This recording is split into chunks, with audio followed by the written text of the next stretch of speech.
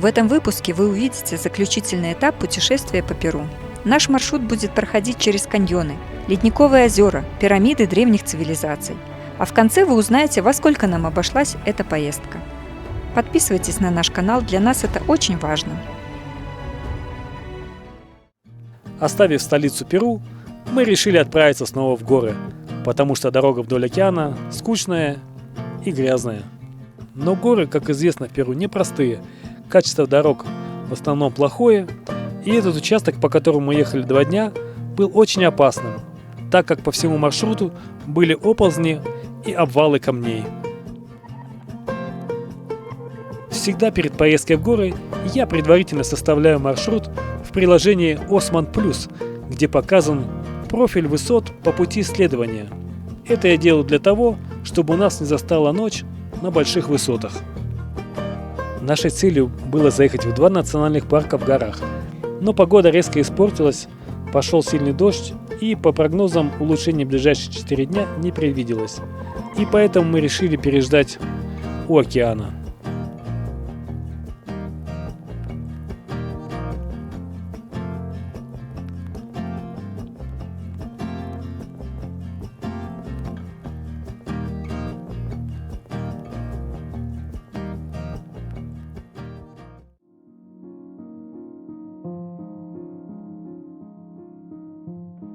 Здесь мы провели несколько дней и продолжили наш маршрут снова по горным дорогам.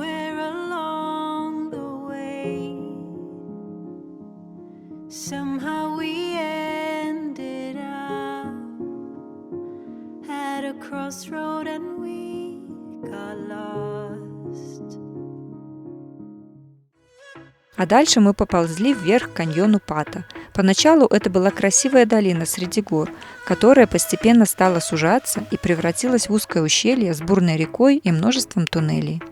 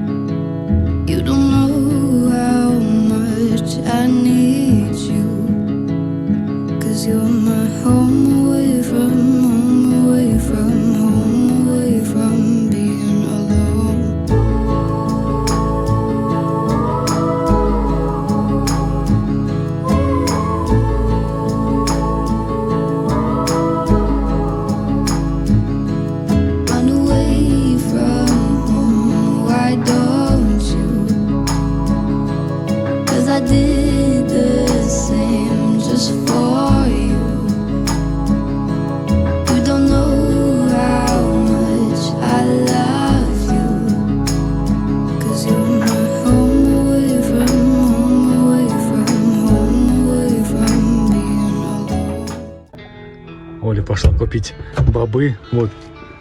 Несет. Сейчас будем пробовать. Вот что это такое, я не знаю, как называется. Смотрите, какие огромные. Ничего себе. Давай пробовать. Так, Оля купила бобы. Сейчас будем пробовать. А как они их открывают? Они как-то же открыты такие лежат. Ну, давай. Раз ты захотела, Да, я такого очень захотела. добейся результата. О, вау. Ничего себе там. Ну Это что, такие это ватные с шарики. косточками, видишь, что? Ну, пробуй. Как оно? Сладкие. Сладкие? Угу, прикольно. Ну все, да. Как десерт. Географической странностью этого живописного каньона является то, что 2 крупных горных хребта Кордильер практически соприкасаются, а также эта дорога входит в список Epic Drive of the World.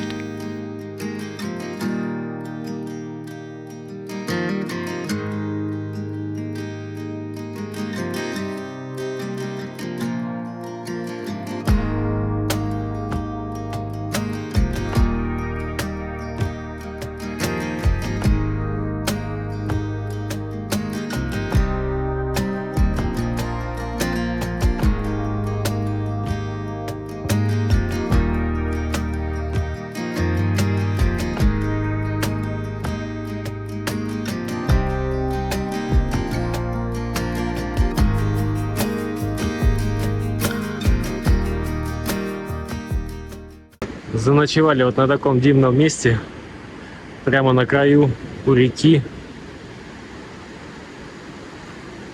Ночь была очень красивая, много звезд.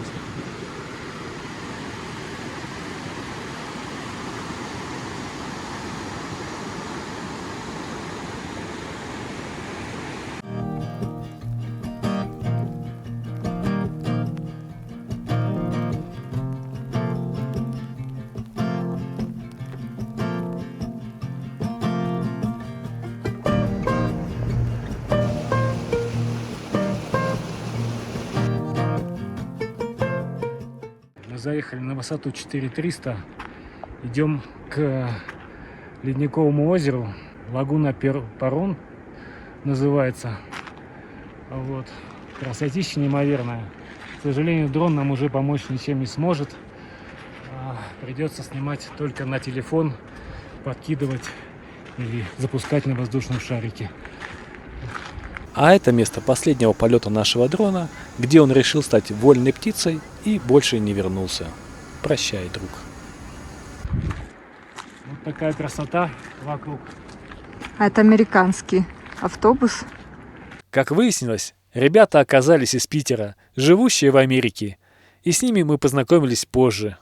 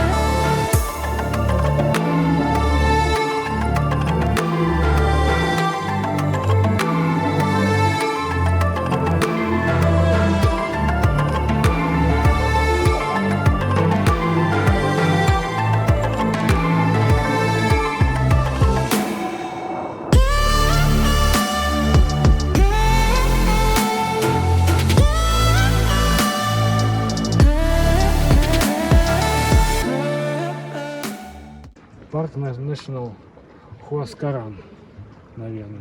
Чуаскаран или потери. Смотрим, как люди дрон запускают, и Точно. страдаем.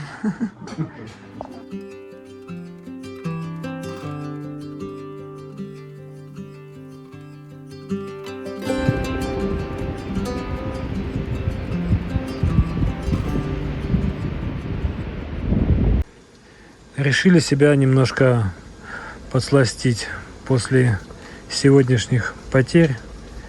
Дрон улетел и не обещал вернуться. И вот мы в память о нем делаем вот такой вот кекс.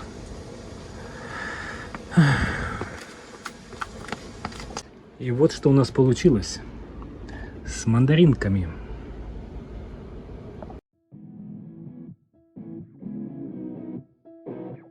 После лагуны мы двинулись по горам дальше на север и через 3 дня спустились к городу Трухильо, чтобы увидеть пирамиды древней цивилизации.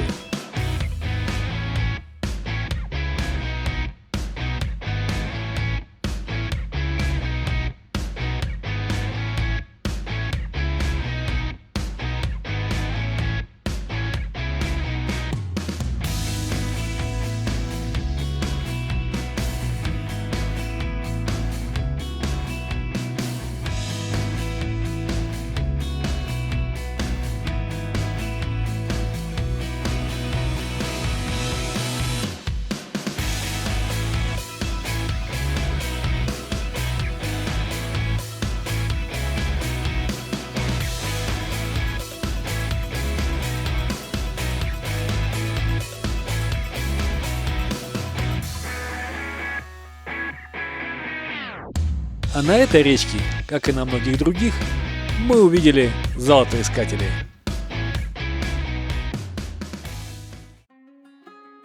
Заночевали мы недалеко от Трухильо в зарослях сахарного тростника.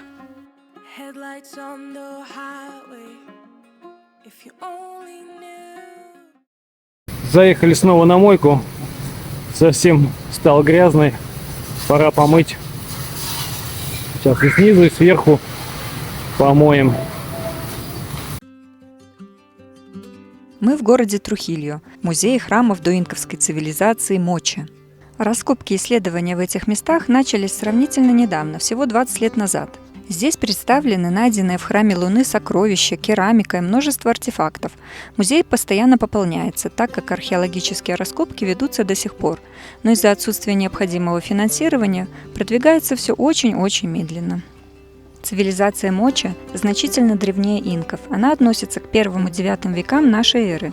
По мнению исследователей, прекратила свое существование постепенно из-за неблагоприятного влияния климата. Билет в археологический комплекс стоит $5 с человека и включает посещение музея и экскурсию с гидом к 2 древнейшим пирамидам – Храму Луны и Храму Солнца. На Храм Солнца посмотреть можно только издалека, потому что там еще ведутся археологические работы, а вот Храм Луны открыт для посещения. Он находится у подножия Белой горы и построен интереснейшим образом. Он состоит из 5 храмов, построенных прямо друг на друге. Чтобы увидеть стены предыдущего храма, необходимо разобрать более современный. Храм был весь покрыт росписью, и во многих местах эта роспись сохранилась. Реставраторы бережно очищают рисунки, потому что именно разноцветными фресками особенно славится культура Мочи. В росписи настенных фресок использовались 5 цветов минерального происхождения – белый, черный, красный, синий и горчично-коричневый. Храм Луны и Храм Солнца являлись культовыми, церемониальными и религиозными центрами, между которыми находился большой город. Удивительно было обнаружить в Перу храмы в форме загадочных пирамид.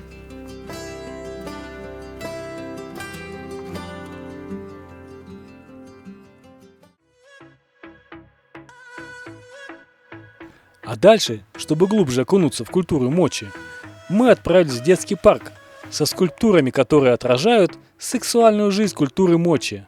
Нас слегка шокировало соседство детских игровых площадок с объектами культуры древней цивилизации.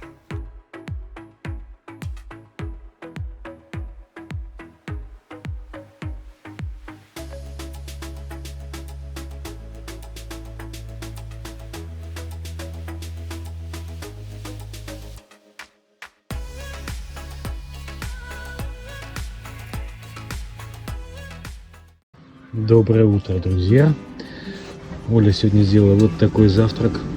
В отсутствие творога у нас получились замечательные сырники, а также вот такие вот классные белорусские сливки в виде сгущенки.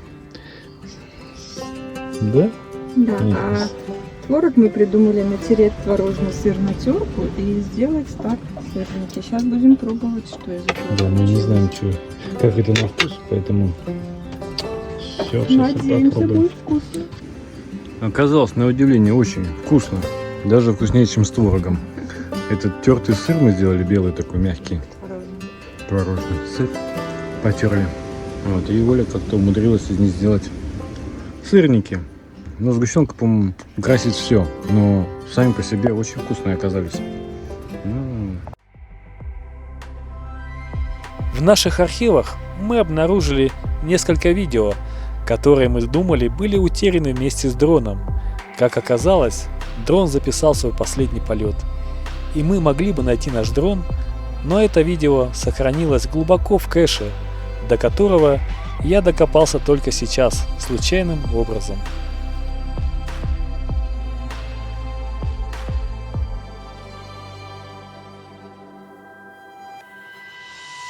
А здесь вы видите еще одни линии пустыни Наска с неразгаданным смыслом, которые, как нам показалось, похожи на взлетные полосы, либо указывающие направление.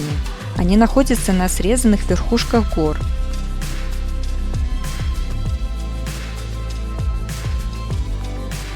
А в этих геоглифах мы распознали древний прообраз Масяни.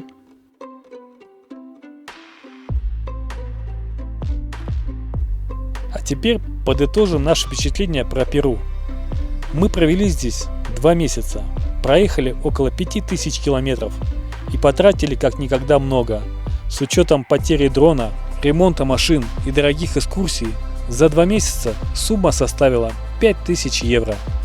Перу оказалась довольно безопасной страной, с потрясающей горной природой, неразгаданными тайнами древних цивилизаций. За 2 месяца мы посетили больше, чем планировали. Страна подходит для автопутешествий, с широкими возможностями для дикой стоянки, а также сервисов для ремонта машин, заправки кемпера водой, газом. Если вы проедете по нашему маршруту, получите полное представление о стране и увидите ее во всех красках.